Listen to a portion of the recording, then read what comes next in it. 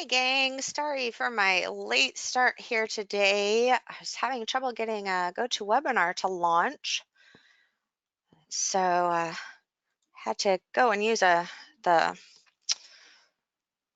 one start button was not working. So can you all hear me now though? Hopefully. Yes, okay, good.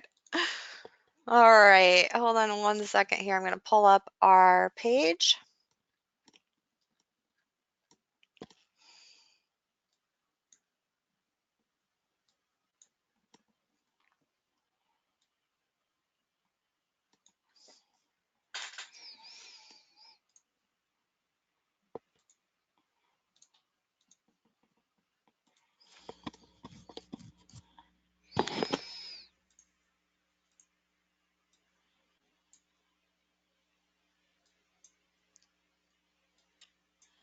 Okay. Everyone see my screen okay? And my mugshot. Okay, great. Here we go. All right, welcome to Forward Focus. So last week we did kind of a big overall view of the market, looking at the indices and some of the main Forex pairs and some individual stocks on the much larger time frames. Today we're going to dive in and go into the Forex a little bit closer and also look at a number of individual stocks you guys have questions on. So let's flip on over here.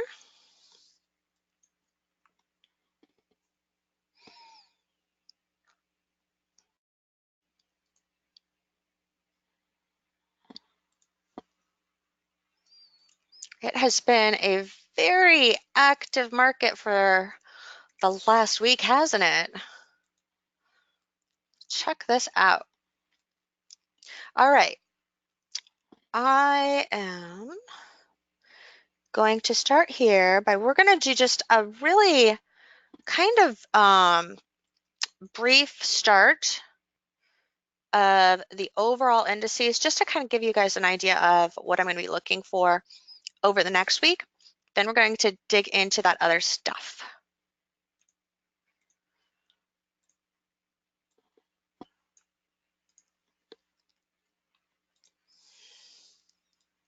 So here's what we're seeing going on this daily chart on the NASDAQ, the NQ. I am going to add the weekly here.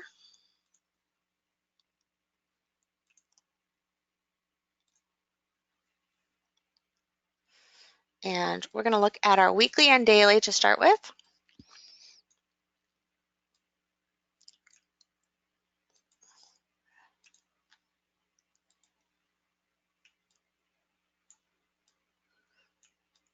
So one of the things that I notice a lot of times with the market is when things start to get a little bit extreme, what can help with viewing momentum a little bit better is to kind of squish your chart up.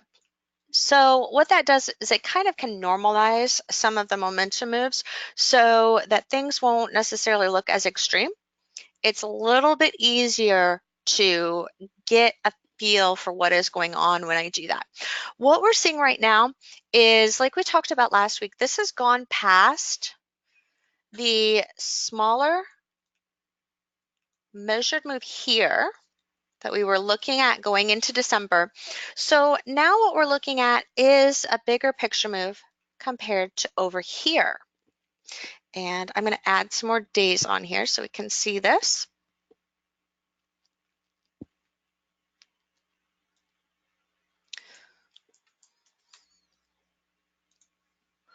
Kind of pull this back here, and I'm going to put up that Fibonacci extension level. So like we talked about last week, there's a couple of different places that we can add the Fibonacci extension when we're looking at this daily chart. This is our first main move right here. So this is the main one that we want to look at, basically from the end of 2018 into April 2019. Now, when we look at this as a two-wave correction, the main level of support that I will usually use is the absolute low for that second wave, which is a little bit different for how we looked at this earlier, because if it had held the smaller move, we would have looked, this is the main move up, this is the first pullback, and this is the second pullback. So the extension based upon this level. So these are the two that we want to pay attention to here. The first one, like this, we can see it held the 38.2% pretty well. It stalled at the 50% extension. That kind of shifted the momentum between there and let me add, I'm going to add the text on here so you guys can see that, give you a better visualization here. So here it pulled up into the 61.8, basically shifted momentum between the 50 and the 61.8% level.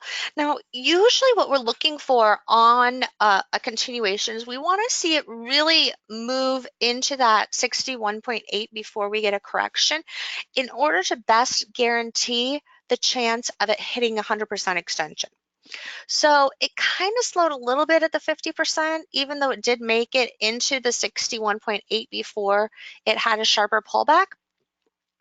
But it's kind of iffy because it did slow at that 50%. So the guarantee of going into 100%, a little bit more sketchy, but so far the momentum on this move is pretty comparable when it finally broke out of that range.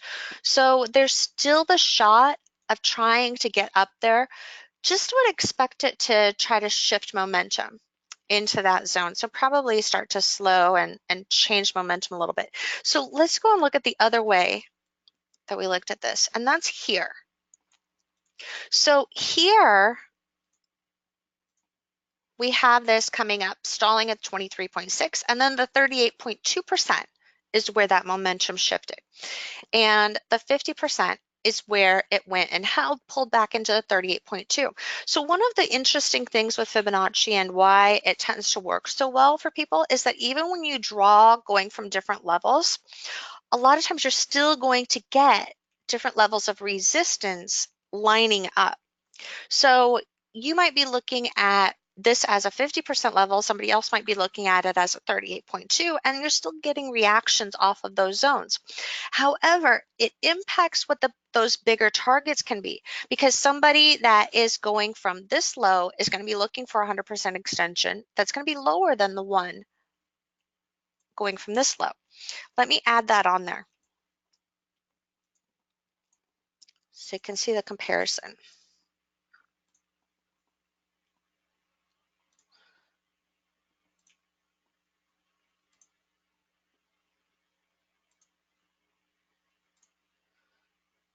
Oops,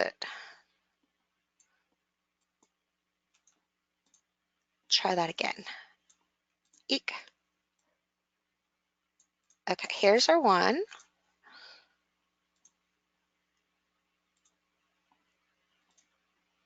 And there's our other one. So the first one has 100% extension right here. Second one, the 100% extension is up here. So there's basically putting this as the zone of what we would look for as a larger target. And usually what I'll do is I'll go and place a box up at that level. And I usually use yellow, so I'll shift this to yellow. Use yellow to mark my support and resistance zones that I'm targeting. We'll just do this for now so you can see that. And what that allows me to do is I can remove some of the fib levels and still keep an eye on that on the upside. So if there's a main fib level that's happening on one of the marks, I'll go and put that on there like this, just kind of make a line. I don't usually use quite as bold of a line for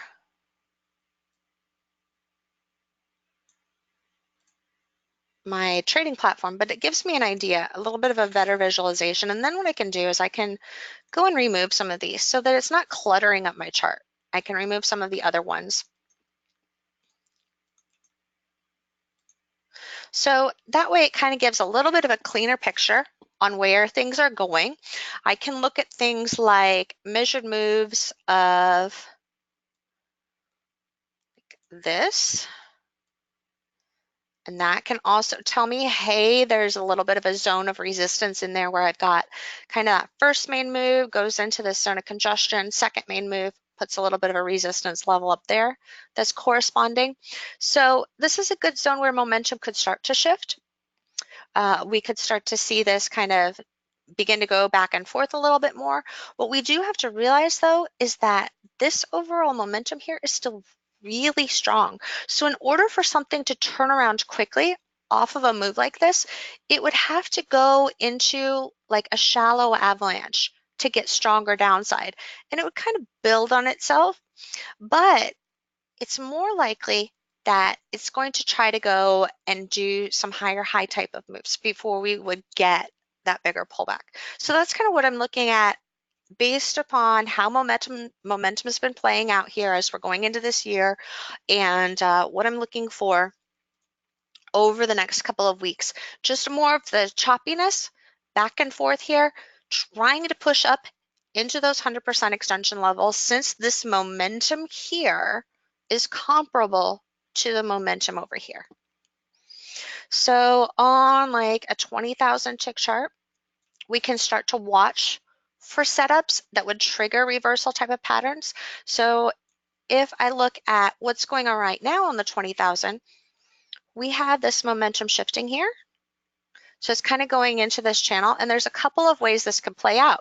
If it holds this channel low, pops back up, the overall momentum puts it at a point where conceivably it could do a measured move, which would take it into that 100% level that we saw on the daily chart. But we could also have some other ways that the market can get up to there. So for example, we could see this trying to go into like a momentum reversal and then doing more of like a plus type of move that brings it up to there, which could widen it up and bring it into a bigger momentum shift. That is something that could happen on the 20,000 tick chart.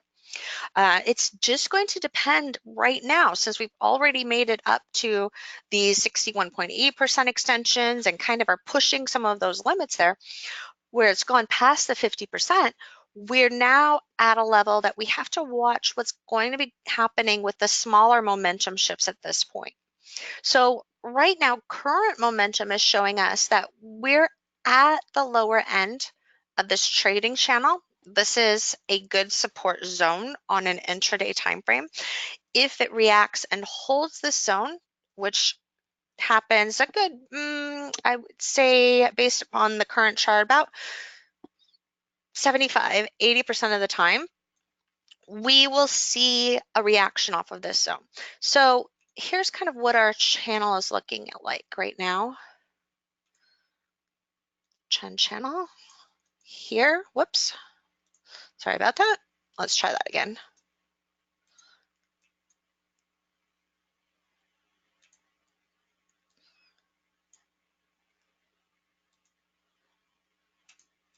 Squish this up. Give me some more room up there, because I want that trend channel to extend. Oh, it's not doing the duplicate. I want it to extend past that high. There we go. So there we can see where our support is here. And then we have the smaller channel here too. We're going from here.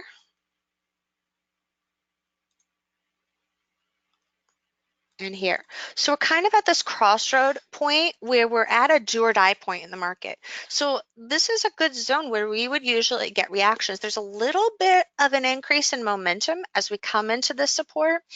That's not ideal. We usually like to see it pretty steady or even slowing to get the stronger reactions off of it, but we will even see cases where it can go and have a slower start and then flush and bounce back up. So it's not really negating the pattern, the potential pattern that we're seeing here, but it is just a little bit of an extra con that it's going like that into the support. It might, kind of play out by doing like a 2B like that, or a Phoenix or something that could shift the momentum a little bit more at this level. But overall, we're still seeing more of a time correction than a price correction, despite the increase on the price on the downside within that channel.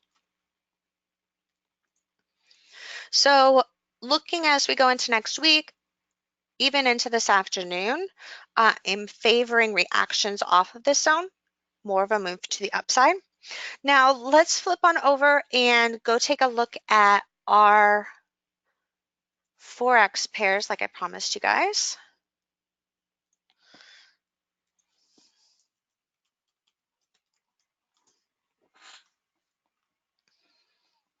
And since I got off to a late start here, we're going to go a little bit over for you too.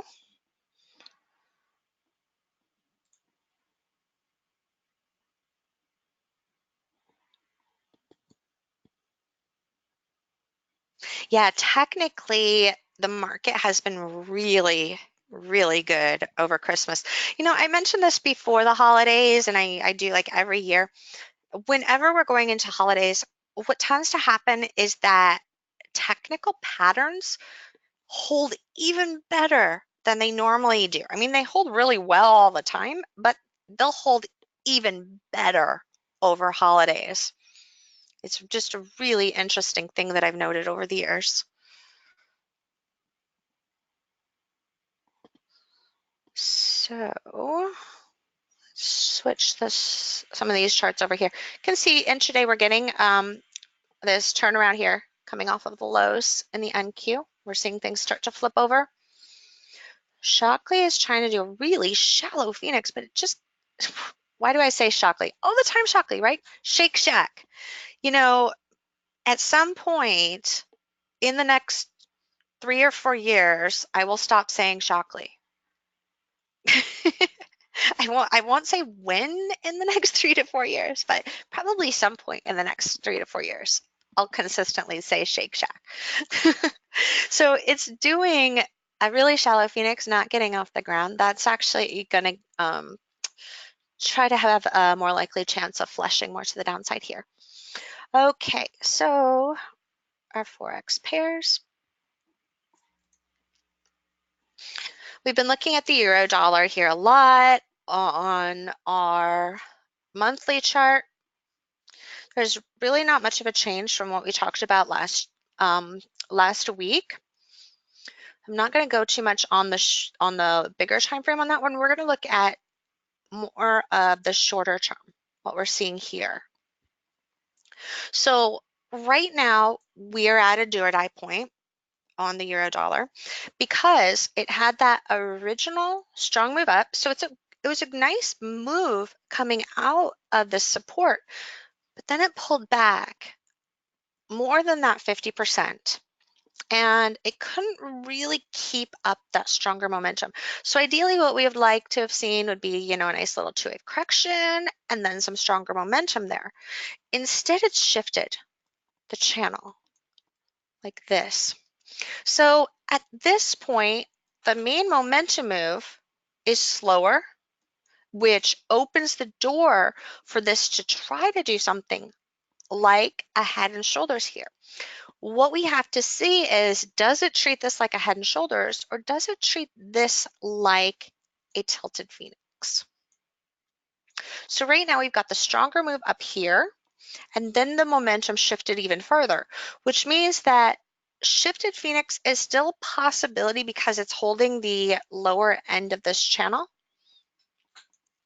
Had a nice two-wave move down here on the intraday charts that you'd see on like a 240 tick chart, or 240-minute chart rather. It did go a little bit past what we would consider the absolute trend channel low, but it's holding that measured move as well as the Fibonacci support. So do or die point here means that in order to get this to go and treat this like a tilted phoenix, it would need to do a pretty strong move without much of a pause back up to the upper end of that zone. It would have to do it more with like a 1, 2, 3 type of move to try to get that to break out. And it could go base a little bit here and manage to gain that momentum. But if it doesn't do that really sharp bounce, and instead we see more even spacing between these highs up to that point, that's going to be more of a trigger point for a short. So we would be looking for like a two-wave move back up. It could even come back up into the 61.8% retracement and then turn back around at that level. So that is what we're looking at here on the short term on the euro dollar. Now on the Aussie dollar, we'll go flip over there next. These usually trade pretty much in the same direction, the euro dollar and the Aussie dollar. It's not the same pattern, but the overall directional move is usually going to be pretty close to the same. Sometimes one of them leads and the other follows. Sometimes it's vice versa. We are seeing a little bit of extra strength on the Aussie dollar when it came and pulled up. And this zone in here is actually what I'm talking about on the Aussie dollar or on the euro dollar, where it came up and it did that shallow, not shallow, the tilted phoenix, but it popped right back up to the highs really fast. And then it was able to continue.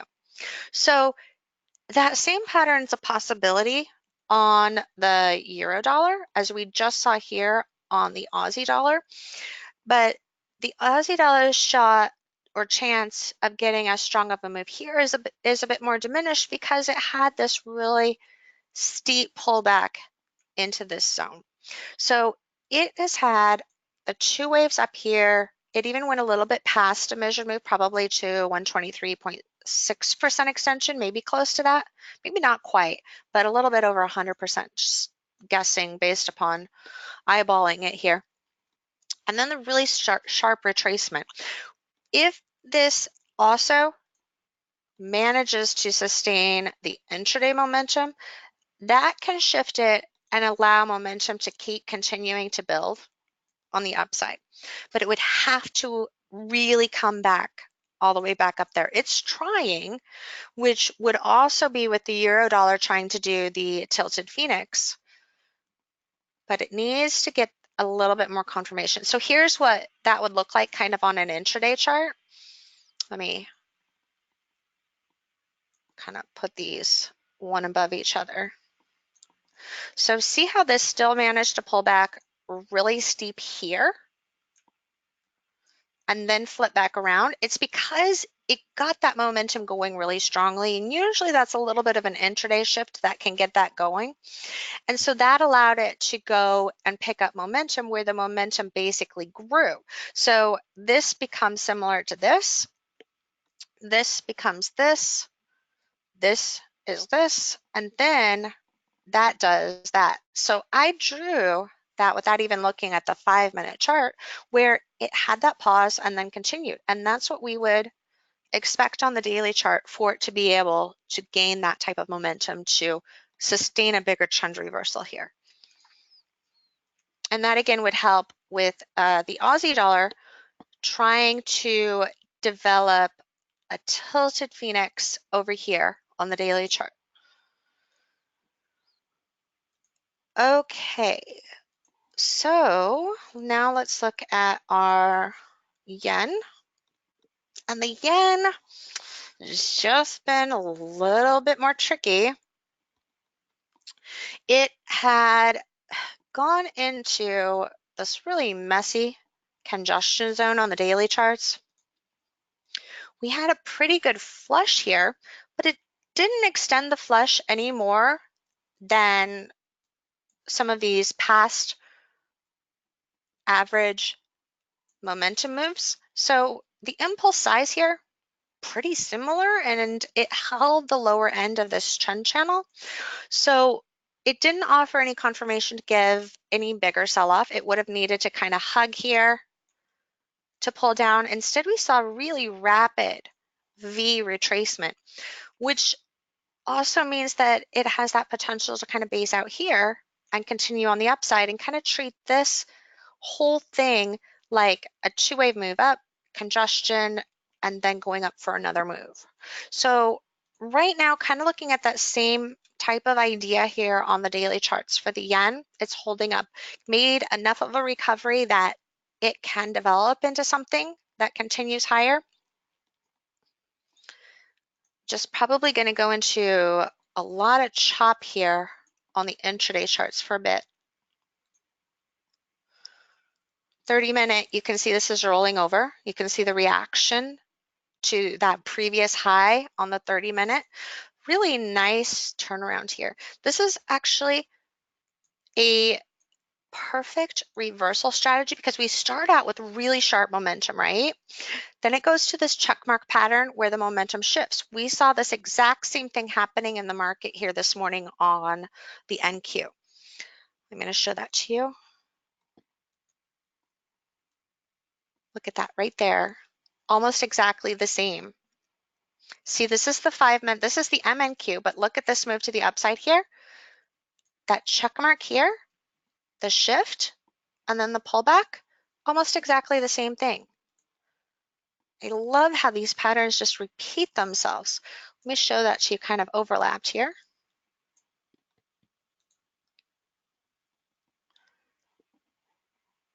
Grab the right chart again. There we go.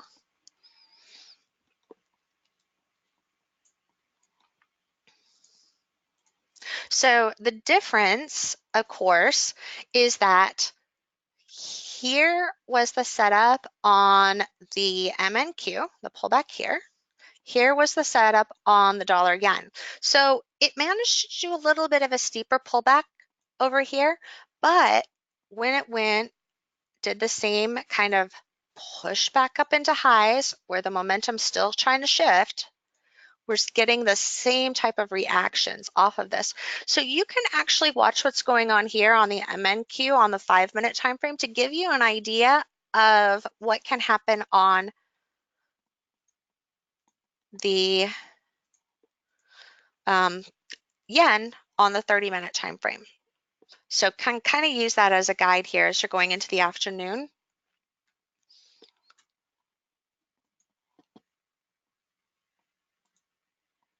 Dollar Swiss, 2T on the 30-minute on the dollar Swiss there. Draw that 2T for you. Also can call it that check mark type of pattern. And then we had a double top up here because it hit that high really fast. So did a second chance double tap before it turned around. Daily on this, we had a good shift in momentum the end of the month or end of the year, where it kind of went like that. We had a two-wave move down, two-wave, first attempt to do a shallow avalanche, then went to double that before it finally did the shallow avalanche.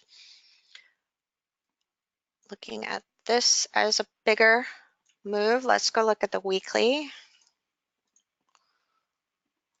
Monthly, let's see, I hid the weekly back in there somewhere.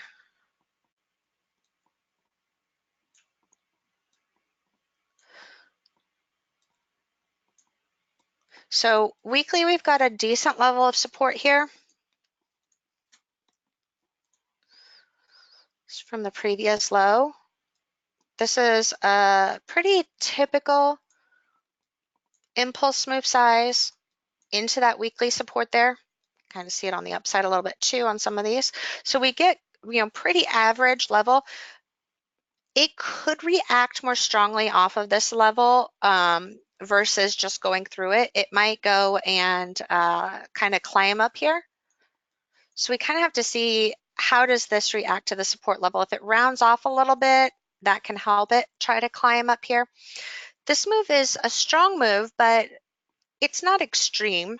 So there's still a potential that this can turn back over again, just go into a choppier area. The main potential on the downside would be for it to try to do a measured move on the downside, but it only has one main correction here. Yes, it had that little shift here, but it's still open to the possibility of doing a second wave of correction before it would have another move down. And determining whether it gets that other move down or not will be based upon how that momentum reacts off this level. So since there was only one move up here, even though it has room to go to a measured move, it had pulled up more than 50%, which puts this previous low at a better support level than it would if it had pulled up to like a 38.2% retracement. Then there would be a better chance of it going more quickly through that prior low. So I've been, I mentioned yesterday in League of Traders, I'm going to start doing like Toni's tips types of things. So this is going to be like a call out for something you can go and review and pay attention to in all of your markets that you're looking at. So my Toni's tip for today is that when we have an average to stronger than average move to the downside, and then it retraces more than 50% back up compared to that downtrend, the odds are higher that on a retest of a previous low, you're going to get a reaction off of that zone. If it pulls up to 23 or 38.2% retracement, there's a better shot that when it retests the previous low zone, it might stall a little bit, but still be able to break it and do a larger measured move here to here and continue with that downtrend. If it has, there's kind of two tips here for today. If it has one wave up, one main predominant impulse move on the upside, there's also a better chance that it could do a second wave before it tries to go to the downside. That would put a measured move going from here to here into a support level. On the other hand, if it only has one wave up, again, better chance of getting a reaction off of the previous low. So two waves, stronger probability of getting a good continuation, especially if the second wave is slower on the upside than the first wave. And especially if the first wave retraces less than 50%. If it's right at 50%, that's fine. But if it goes past the 50%, more of a chance of it holding this level. So that is my little mini lesson for the day that you guys can go back and review and keep in mind. Now, when we look at reviewing today's session, it's going to be right around the 35-minute mark on the recording.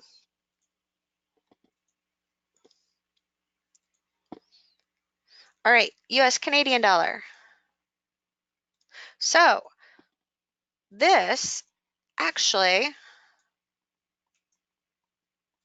emphasizes just what we were talking about, because you can see that on this move down here, it retraced more than 50%. So what happened when it came back down into the previous low? It reacted off of that zone. It gave a second wave, but that second wave here also retraced more than 50%. Now, when that happens and you get kind of two in a row, it's still easier for a third test of lows to break. It's going to be really common for that zone to break. But if that distance between the lows is tighter here to here than it is from here to here, it might not break as much. It might only do a measured move here to here and then turn around and react. So you're not as much guaranteed to get that measured move to the downside. So let me save this again, and I'm actually going to do a second Toni's tip here for today. So we were just looking at the retracement levels and the odds of previous highs or previous lows holding and giving us a reversal or a bounce off of that support. So we can see here the main impulse move down, comes up more than 50% retracement, manages to bounce off of that previous low. So just like we were looking at on the dollar Swiss, the dollar Swiss has that potential of what we are seeing here now on the US Canadian dollar. Now here though, when we look at distance between lows, if this comes up, what we want to see to get a strong break of that low is a distance between these where it breaks down and those lows have comparable spacing. So this went and tried to break that low at about half that point. When that happens and it's at the halfway point, there's a better chance it's going to go for this as a measured move and try to get a reaction here than it will trying to go for the bigger measured move like that, like we were discussing on the US, the dollar Swiss. So it can still go and continue the breakdown, but the risk is going to increase that it can react off of that level. Now, sometimes what we will see happen is it will just react by coming back into there and going back down. So then you still get that spacing before it actually offers that confirmation. But it does diminish the odds of a successful setup where it goes for a bigger move. Now that odds can be increased if you also look at a bigger time frame setup.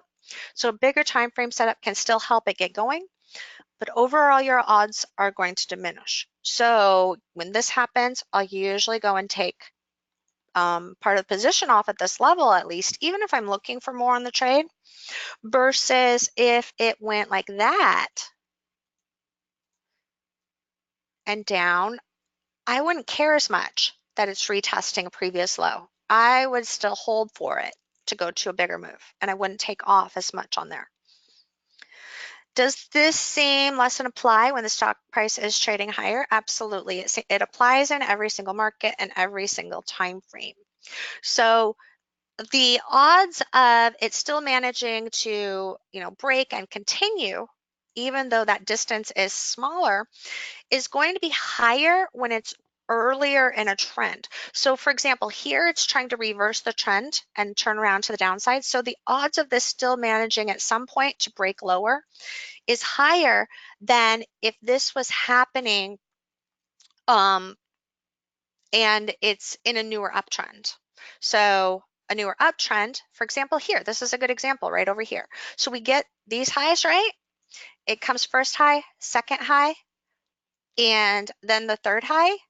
So yeah, your distance here is tighter here to here than it is from here to here, but it still ultimately manages to keep going. And that is because this is closer to the start of a new trend here. So it can still break it, but you'll still even notice here on this one, it did the measured move and then pulled back. So it didn't just keep going there. It still had a pullback before it continued. So that's a good example of kind of looking at it the other way around, even though this one is tilted and this one's not. Okay, so any other Forex pairs you want to look at? Here we've got the Crude. This is a pretty nicely trading pair. We've got this beautiful double bottom here, kind of shifts momentum even further. Nice move up. We have a tilted phoenix here. Time correction, price correction. Manages to do that measured move. So this is wave 1, 2. This correction's a little bit longer than this one. So what we would be looking at this point is a correction period more similar to here, but it's trying to do it more through a price correction. So things could be starting to tilt and turn over here on the weekly time frame on this one. Has to do with this rounding low here. So actually when this started and broke higher on this weekly time frame, what I'm looking at is that this is a 2-wave up, 2-wave correction, potential for a 2-wave up. But it shifted momentum here when it got to that first main point. We actually saw something in League of Traders this week that ran into the same type of thing. So I had to adjust my target on the continuation on the NASDAQ. That was when it was coming off of the lows going into the beginning of the week. I had to adjust my target, and it actually went into a much longer base before it continued. Let's look at that daily chart. So daily, nice momentum reversal up here. Shallow avalanche, broke this down. We actually have two momentum reversals in a row. This one's really steep, and you'll notice that the corrections are slower. So we have more of a time type of correction overall. Yes, sharp price correction here to start with, but the overall is time. So this went and then did one where we got the more consistent V's, and that's what we look for real turnover. Then we had our shallow avalanche, 1, 2, 3. So this is a widening up zone. And what can happen at this point is it's kind of more up in the air. It's going to rely on more of the smaller time frame momentum shifts to determine how this is going to play out. On the intraday chart, it's looking to turn over a bit more. So this has room to go and flip and drop because it has that momentum reversal intraday here too. So kind of a little more hesitant on the upside, even though it's at support. I would view that as more like scalpish type of move. So this one right now, you're going to want to manage more based upon what's happening on the intraday timeframes than the daily. So it is trying to shift a little bit. It only has one main swing up starting here. This is the main resistance that it's running into. It's basically the previous low zone here is serving as resistance. But I will see cases where this will still manage to make it all the way back up. This can be a resistance zone, and sometimes it will still even manage to make it up here and go into a megaphone. So even though it's picked up momentum on the downside, it wasn't extreme enough on the daily to really necessitate it pushing further. Other times, if this is, picking up, we will see things like, this, and it will kind of still continue. In fact, sometimes it will even go and go like that and just keep up that momentum. We saw that happening in the overall market the other day, following the Iranian airstrikes, and that was what we saw on the overnight in the overall market, and then it shifted like that at the lows, and then it managed to come back up, but it still retraced more than that main upside swing. Let me show that to you here quick so you guys have that point of reference when you go back to review. Let's see, best time frame right here.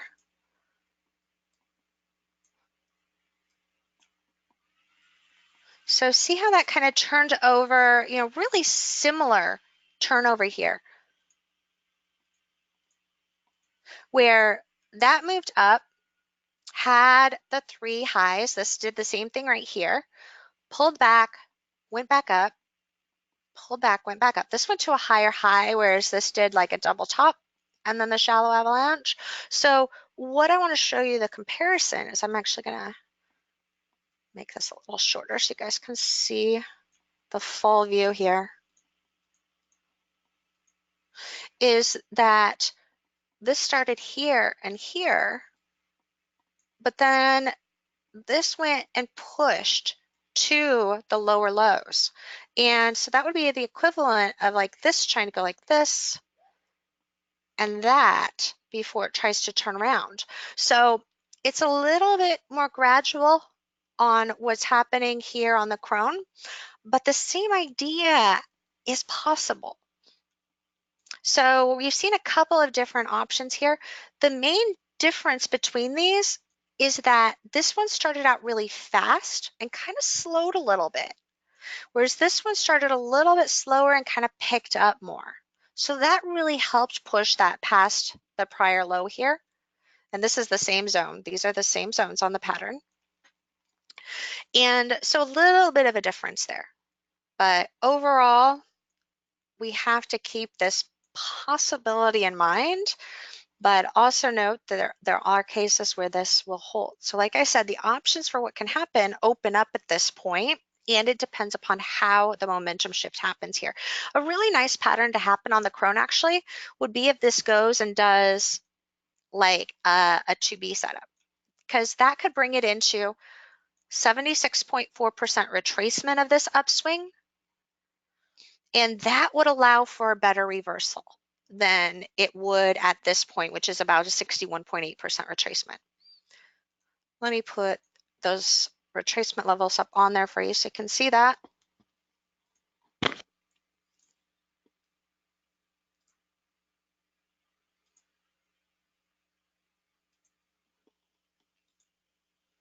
So here, this is a 61.8, and here's the 76.4. My lines are really light, but that's where they're at. This is 50% here. This is 38.2. And then here's the 76.4. So reversal strategies are usually better when the momentum has picked up and is going really extreme against a trend. Your reversal is more likely to give you a reaction off the 76.4 to turn things around than it would at the 61.8. We've seen that over and over again in today's trading in the NASDAQ. Let's see. So Lorena wants to look at the Aussie Yen.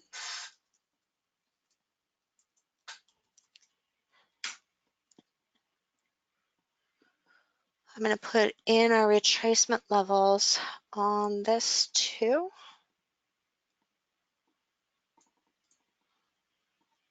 guys can kind of just have an idea here.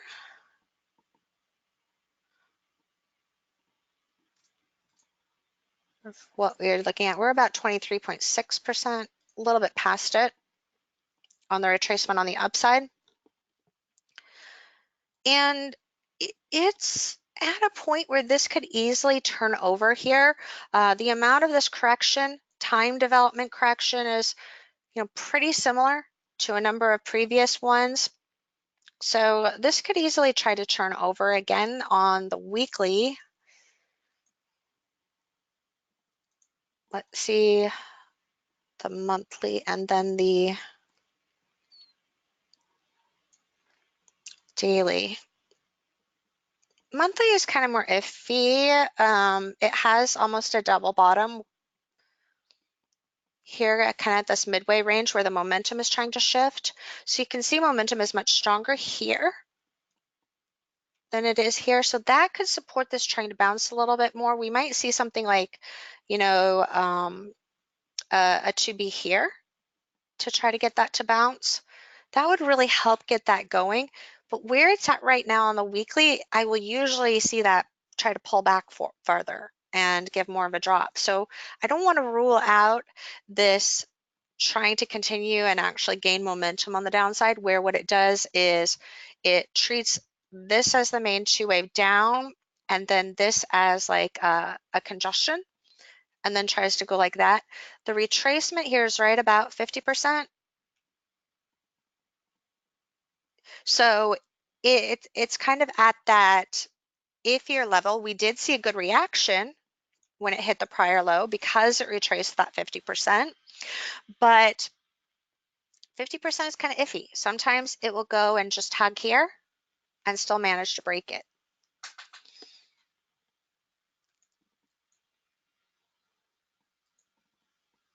If I was going to place a bet on that on the weekly, I would be really concerned that this is going to go and actually try to turn over and drop down, maybe like with a head and shoulders or something. Momentum here is pretty good to start with, so we need to see, does it go and kind of shift like that? And that would bring it down again. Other times what you'll see here is when you get this three waves like this, where the time correction is about the same, but then it has like the slower start here. This is actually a little 2T here on the daily chart. You'll even see this go down really fast and go like that. So that can happen when you get this whole pattern here. And it basically treats it like a tilted head and shoulders, where this is the shoulder, this is the head, and then this is the shoulder. So that's what we have as the main risk right now for the bulls on this.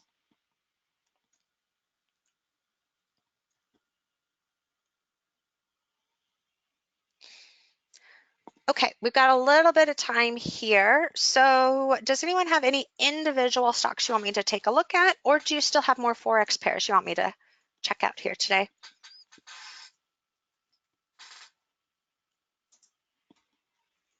I haven't talked about the Turkish lira. Well, I mean, the Turkish lira is not really given us anything that's surprising as we went into the end of the year. It is trying to make it back up to the upper level. We talked about this, you know, having the potential to even push back up into the previous high zone here, but it's the blowaway type of top. So a lot of times that can, you know, create high level avalanches. It can kind of pull back. Usually that would have came into here, you know, pulled back more here and then gone into it. And we just aren't seeing that. So since it rallied back up so well, it's kind of trying to shift where it might get that second move back up. And that could even potentially take it to that higher high on the monthly time frame.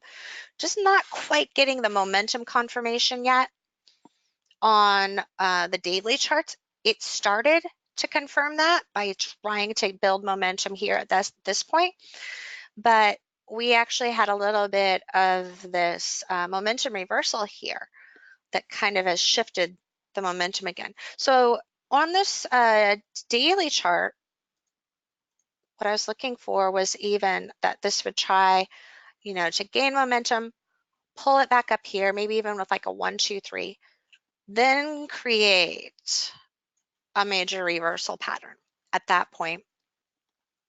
So we haven't really seen that confirmation on there, which basically just puts us into short-term trade mode here.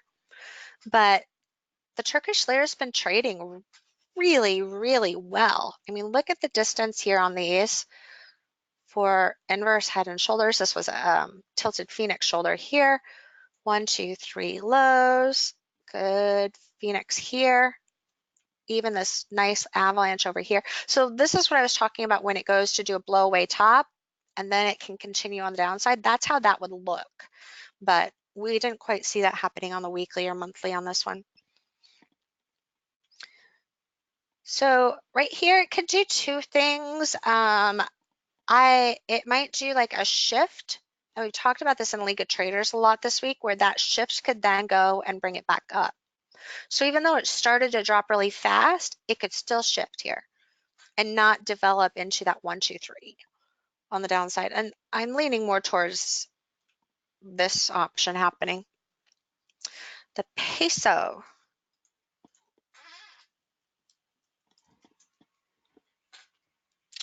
We've got a little bit of momentum reversal going on here. This is something where you're more likely to get maybe a momentum reversal plus happening on the daily. Let's go up to the larger time frame. The monthly is kind of a little bit weaker, but didn't go as fast on the downside as you would usually expect. So it's actually holding up pretty well. This could develop into more of a Phoenix zone type of move. Here's that 1, 2, 3 up that we were just talking about on, I think it was the crone. And then that pullback, but then it didn't extend that on the downside. So this is kind of iffy. Sometimes what I'll do is I'll see this go into a channel like this and then pop back up. So it didn't turn around fast enough that it's really driving the selling yet. This is a monthly. Let's go look at the weekly. Oops, wrong one. Yeah, I mean that's really holding it pretty well. If that was going to break down, I would have expected the momentum to have gone here. So when it came back, did the two-wave move into here, doing something that would push it through there. So 1, 2, third test of lows and break that. So I would have expected a faster move down at this level. So the fact that it's going further is actually trying to shift the momentum more like this. So even though there's some potential for some slightly lower lows here, it could easily be traps on the downside that could bring it back up. And that goes along with what we were seeing on the daily chart, where it's trying to do a little bit of momentum reversal, not a little bit of megaphone too. But the corrections are more of a time correction. So we're seeing a lot more overlap sideways like this, and then the moves down into the three lows. So that can more likely lead to something like a momentum reversal plus, or even a bigger momentum reversal or megaphone at the lows to turn it around. So, kind of chopping around back here on the support level, short-term little surges, but then greater chance of coming back before we get a bigger move to the upside. Okay, let's see, we've got only one stock. Wow, you guys usually have a slew of things. We got Micron. So Micron here this was a really pretty continuation. We've got still room for this to hit a measured move on the upside. So for Fibonacci extensions,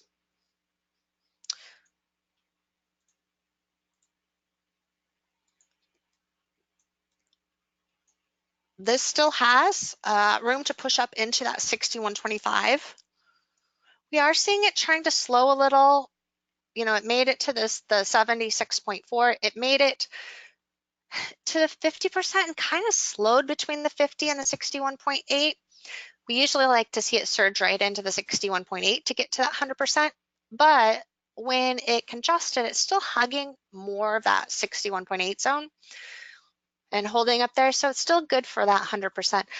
I even would have liked if this had done like a two-wave here into the 38.2. That's a nice move to get it up to 100%. So it might be slowing as it comes up into there, kind of shifting momentum, might have a harder time, fully surging into that resistance, but it's still a good target because overall momentum is still on the strong side, even though this right here is shifting the channel.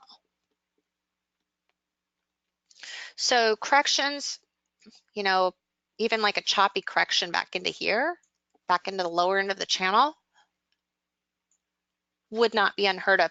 And if it does soar, then it's more likely to go to the 123.6% extension because it would treat this like a tilted continuation. But if it kind of picks up momentum a little bit on the downside, more likely to have a choppier shift into that.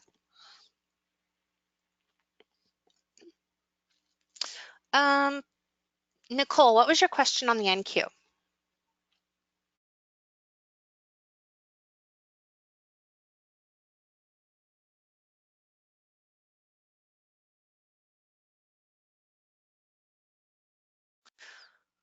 The recent low on the NQ, I was looking for a second wave to create a 2B, but after the first wave, it went out longer than I wanted, then turned around. Okay, what time frame are you on?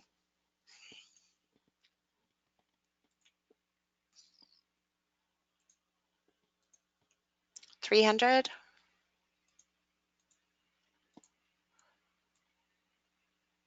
I've got the MNQ up right now, so we'll just go with that one. Oh, and see that?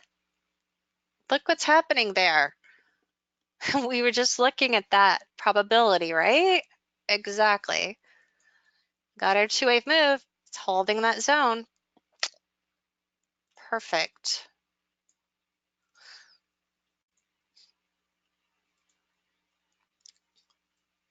So for those that were just coming in, we were looking at the NASDAQ at the very beginning of our session here, where we had placed two trend channels. First here, because my trend channel is being wonky. There we go. And then we had trend channel here, which put us right at the cusp of where we could get a pivot happening. And what it did is it went and did that retest of the lows, kind of that double tap of lows. And that's allowed this to turn around better. So Nicole's question here is, I was looking for a second wave to create a 2B, but after the first wave, it went out longer than I wanted and then turned around. Yeah, so this low is tricky. So what she was looking for here, you guys, was for this to go and do a 2B here and turn around, correct?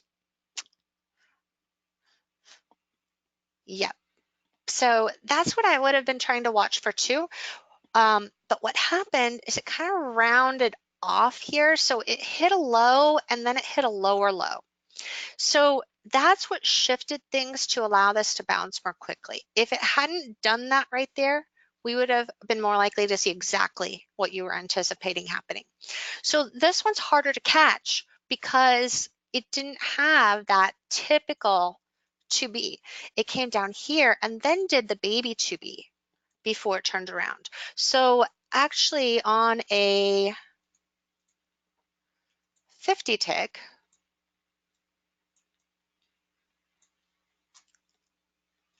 what we have is the pullback went and did like a little baby 2B here. Then it tried to do a head and shoulders.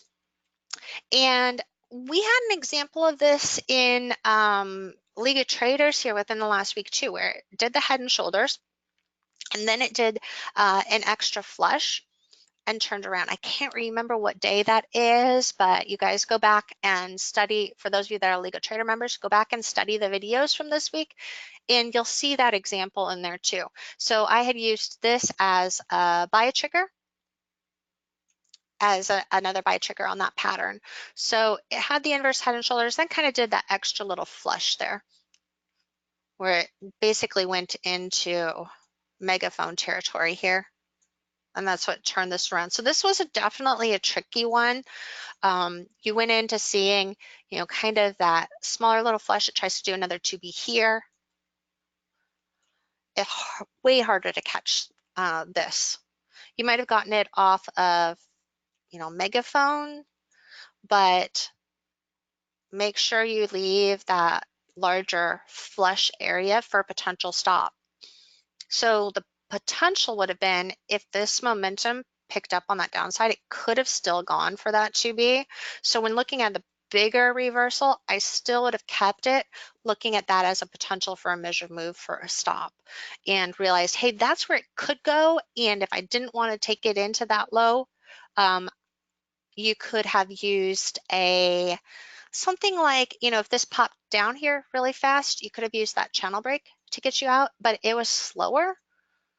So this channel was slower, so I wouldn't have been as concerned about that since it did slow there. But your other option would have been to use this channel break here as your entry trigger, because it offers that confirmation with the two main waves and then that third little push, and then popped really sharp back up to the upper end of that channel. So here's your trend channel,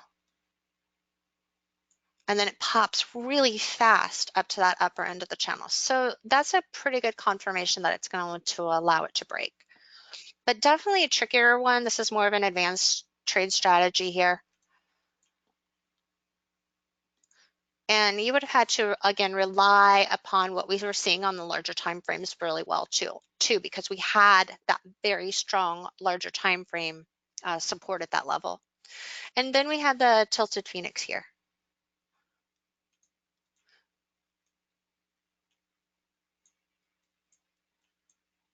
And we're right at some resistance on that too. All right, you guys. Well, I hope you all have a wonderful weekend and enjoy today's session. I'm going to be posting this up on YouTube, so you can go and review it there. And I will see you all back here next week. A little bit